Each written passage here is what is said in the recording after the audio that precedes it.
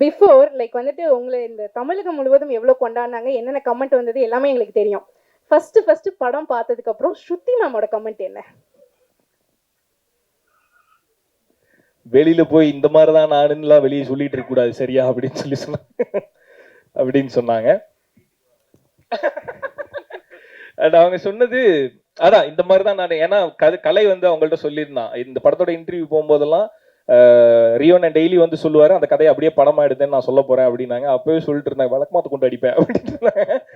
படத்தை பார்த்துட்டு அவங்க சொன்னது என்னன்னா, அதான் ஜோக்ஸ் அப்பார்ட், இந்த படம் வந்து எப்பவுமே ரிலீஸ் ஆகும்போது வீட்டில் ஆப்வியஸா ஒரு ப்ரெஷர் இருக்கும். ஒரு படம் நடிச்சிருக்கோம், அது வெளியே வரும்போது ஒரு ப்ரெஷர் இருக்கும்.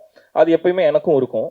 இந்த படத்துக்கு அவங்க படம் பார்த்து முடிச்சுட்டு வழக்கமா ஒரு ப்ரெஷர்ல இருப்பேன்ல, அந்த ப்ரெஷர் வந்து இந்த படத்துல உனக்கு தேவையில்லை, இது கரெக்டா போய் ரிசீவ் ஆகும், இது கண்டிப்பா பிளாக் பஸ்டர் ஆகும் அப்படின்னு ஃபர்ஸ்ட் சொன்னது ஸ்ருதி தான்.